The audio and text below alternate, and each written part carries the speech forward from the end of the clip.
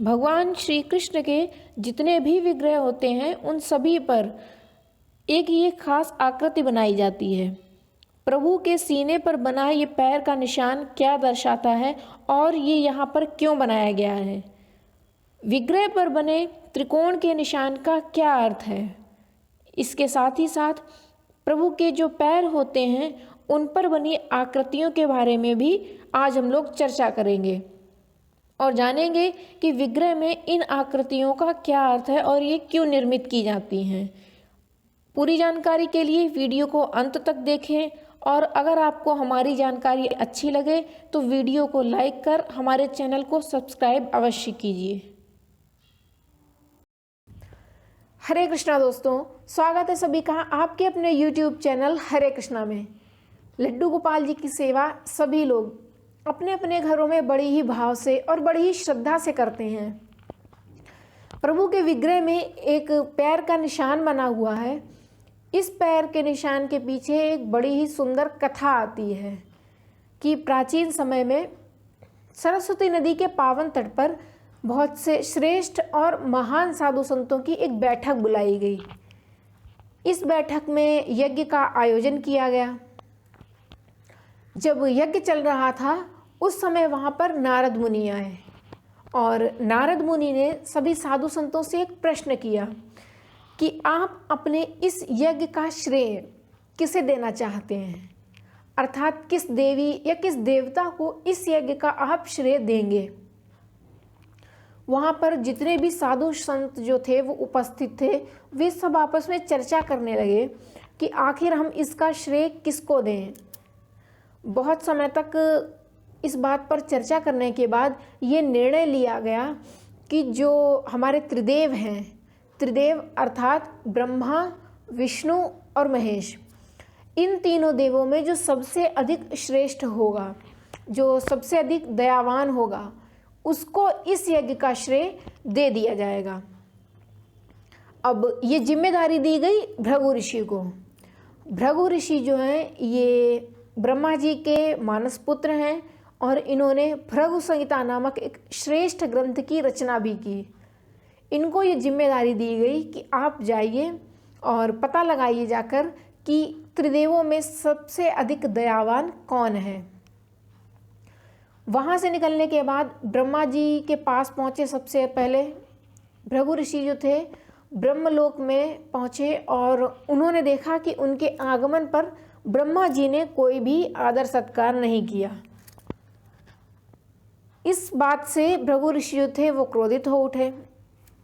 क्रोध में आकर वे बोले कि हमारे आगमन पर आपने हमारा कोई भी आदर सत्कार नहीं किया है, कोई भी सम्मान नहीं किया मेरा, आपने मेरा अपमान किया है।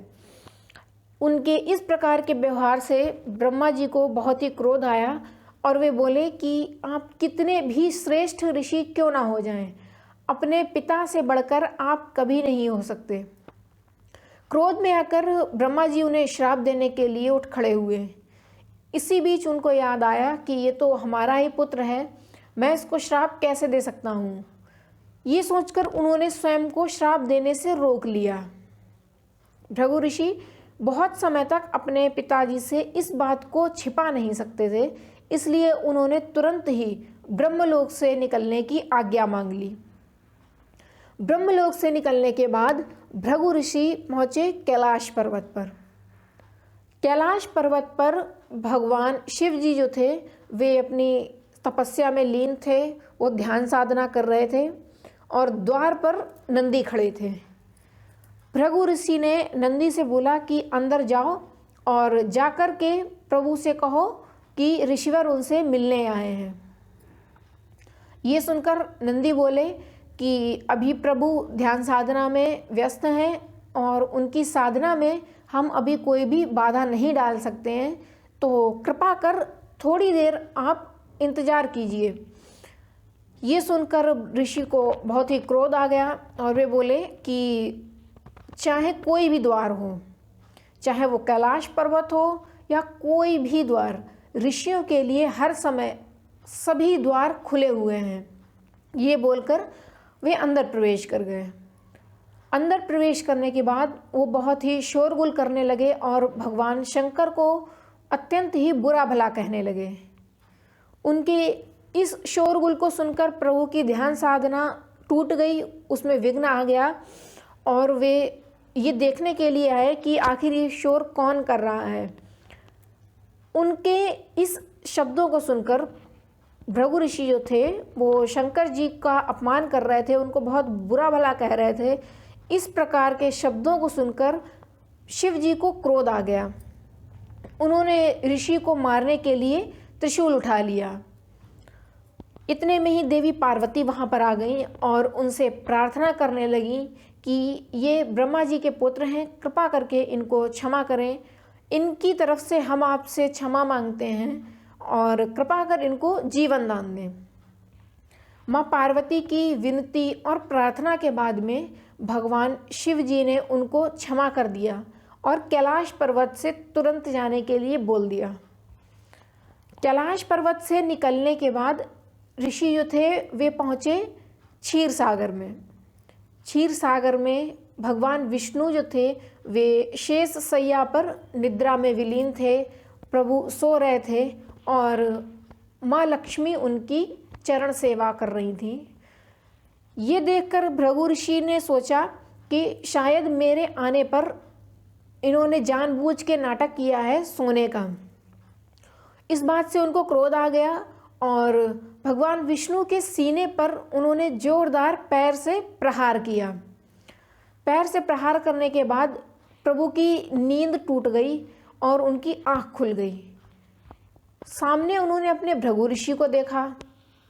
सामने भृगु ऋषि को देखने पर भगवान विष्णु बोले कि हे ऋषिवर, हमारा जो वक्षस्थल है वो बहुत ही कठोर है, कहीं हमारी इस कठोरता के कारण आपके पैर में चोट तो नहीं आई, कहीं कोई आपको आघात तो नहीं पहुंचा। उनकी इस प्रकार के शब्दों को सुनकर ऋषि जो थे वो अत्यंत ही भाव विभोर हो गए। उनकी इस दयालुता को देखकर वो बहुत ही पहले तो शर्मिंदा हुए खुद पर, फिर उन्होंने प्रभु से क्षमा मांगी और अंत में ये निर्णय लिया कि हमारे त्रिदेवों में सबसे अधिक दयावान विष्णु जी हैं और ये निश्चय किया गया कि इस यज्ञ का श्रेय प्रभु को दिया जाएगा, भगवान विष्णु को दिया जाएगा। इसके बाद उन्होंने सभी देवी देवताओं को जाकर अपनी सारी बात बताई और तीनों देवों से क्षमा मांगी।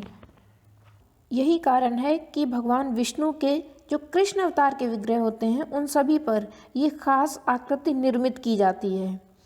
लेकिन कुछ विग्रह ऐसे भी होते हैं जिन पर ये पैर का निशान नहीं बना रहता है, किंतु इसका मतलब ये नहीं है कि वो जो विग्रह हैं वो वास्तविक नहीं है, उनकी पूजा नहीं हो सकती, ऐसा बिल्कुल भी नहीं है। ये डिपेंड करता है जो मूर्ति बनाते हैं उन कारीगर के ऊपर, उनको कितनी नॉलेज है, उनको इस विषय में कितना ज्ञान है, उसके ऊपर डिपेंड करता है। कई विग्रह बहुत छोटे भी होते हैं, इस कारण भी उन पर यह आकृति नहीं निर्मित की जाती है। किंतु भगवान श्री कृष्ण के जो बाल गोपाल स्वरूप के जो विग्रह होते हैं और इसके साथ ही साथ जो युगल सरकार का जो विग्रह होता है इनका, उसमें भी ये आकृति आपको अधिकतर देखने को मिल जाएगी। यही कारण है कि जितने भी भगवान श्री कृष्ण के विग्रह होते हैं उन सभी पर एक पैर का निशान बनाया जाता है। वो निशान भृगु ऋषि द्वारा पैर से किए गए आघात के कारण निर्मित किया जाता है। विग्रह में प्रभु के वक्ष स्थल पर एक त्रिकोण का निशान बनाया गया है, एक ट्रायंगल शेप में निर्मित किया गया है। वो जो आकृति है वो देवी लक्ष्मी का स्वरूप माना जाता है, उसको माँ लक्ष्मी माना जाता है। इसके साथ ही साथ जो विग्रह में प्रभु के पैर बनाए जाते हैं उन पर भी कोई ना कोई एक खास आकृति बनाई जाती है। ये डिसाइड किया जाता है विग्रह के साइज़ के अकॉर्डिंग, जितना बड़ा विग्रह होगा उस हिसाब से उस पर आकृति निर्मित की जाती है। क्योंकि अगर छोटे विग्रह होते हैं उन पर साधारण सी स्वास्तिक बना दिया जाता है छोटा, या बड़े विग्रह होते हैं उन पर शंख चक्र गदा इन सभी खास चिन्हों का प्रयोग किया जाता है। मुझे उम्मीद है कि आपको आज की ये जानकारी समझ में आई होगी और सारा कारण भी पता चला होगा कि क्या कारण है कि प्रभु के विग्रह में इन चिन्हों को निर्मित किया जाता है। अगर आपको ये वीडियो और ये जानकारी अच्छी लगी हो तो हमारी वीडियो को लाइक कर हमारे चैनल को सब्सक्राइब कीजिएगा। इसके साथ ही साथ हम बहुत जल्द मिलेंगे आपसे एक नई वीडियो में और एक नई जानकारी के साथ। तब तक के लिए भगवान श्री कृष्ण आप पर हमेशा अपनी कृपा बनाए रखें, आपको खुश रखें, स्वस्थ रखें। हरे कृष्णा, राधे राधे।